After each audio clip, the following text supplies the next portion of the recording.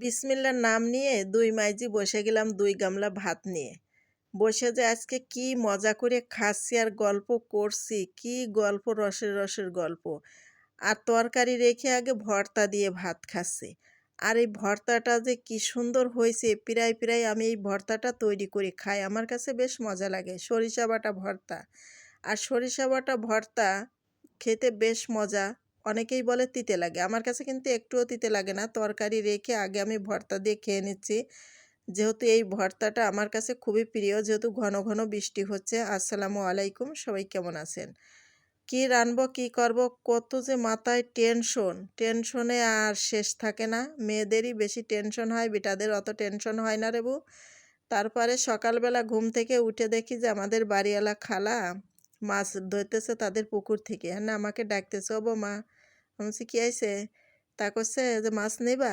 তা আমি বলছি হ্যাঁ, নিতাম তো। তা আমি মনে করলাম যে যাক ভালোই হলো, কি রান্না করব এই চিন্তা করে করে ভেবে ভেবে দিন যাচ্ছে।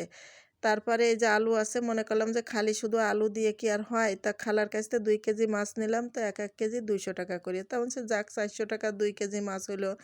যেহেতু বাজারে বলে অনেক দাম মাছের, তো যাই হোক ঘরে বসে তো পালাম, টাটকা মাছ কিনে নিলাম আর আলু কেটে নিলাম। আর ঘরে যদি আলু থাকে তো আর বেশি টেনশন করা লাগে না। তা আলু কেটে নিচ্ছি, মাছগুলো ভাজি করে নিচ্ছি। আর কুমড়োর বড়ি ছিল, চাল কুমড়োর বড়ি তৈরি করে রেখে দিয়েছিলাম। ওই যে আমি বললাম না যে যখন আমি ঠ্যাক খেয়ে যাই, তরকারি না থাকে, বাজারঘাট না থাকে, তখন কিন্তু আমি চাল কুমড়োর বড়ি আর অন্য একটা তরকারি থাকলে তখন কিন্তু তার সাথে দিয়ে মানে রান্না করি। খেতে কিন্তু বেশ মজা লাগে। যেহেতু অনেক টেনশনে থাকতে হয়, কি রান্না করব, আপনার ভাইয়া মানে আজ 2 দিন খুবই ব্যস্ত। ব্যস্ততার জন্য বাজার করতে পারছে না। অথচ আমারে যে টাকা পয়সা দেবে আমার হাতেও দেয় না। আর আমিও বাজারঘাটে তেমন একটা যাই না। ঘরে যা আছে সেগুলো দিয়েই মনে করলাম যে রান্নাবান্না করি। আর এই যে সেই সরিষা, কারণ ডাল মাংনা রুটি ফ্রি। বাড়ির থেকে 3-4 কেজির মতো সরিষা নিয়ে আসছিলাম। বাটাবাটি করে তরকারির ভিতরে খাই। আবার মাঝে মাঝে ভর্তা করেও খাই। আর এই ভর্তা করে খেতে আমার কাছে বেশ মজা লাগে।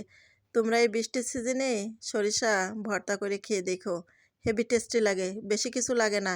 2-4টে কাঁচামরিচ দিবা, একটু লবণ দিবা, দিয়ে তারপরে শিলপাটায় ভালো করে একটু ফেষে নিবা।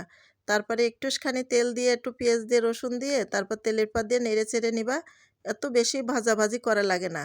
তারপরে গরম ভাতের সাথে খাবা, দেখবা একটুও তিতে লাগে না। অনেকেই বলে সরিষা বাটা তিতে লাগে। গুণ থাকা লাগে, গুণ থাকলে পরে আর তিতে লাগে না। বুঝতে পেরেছো? তো দেখো তোমাদের সাথে কথা বলতে বলতে রান্না প্রায় আমার শেষের দিকে। মাছ দিয়ে, আলু দিয়ে আর চাল কুমড়োর বড়ি দিয়ে রান্না করলাম। কত বুদ্ধি শুদ্ধি খাটালাম, খাটাই টাটাই তারপরে এই যে রান্না হয়ে গেলে একটা তরকারি আর একটা ভর্তা করে নিলাম। তাড়াহুড়া করে রান্না করে নিলাম। এখন আবার ছেলের বিরতির সময়, 1টার সময় বিরতি, তার আবার ভাত নিয়ে দৌড়তে হবে স্কুলে। তা চলে গেলাম। সবাই ভালো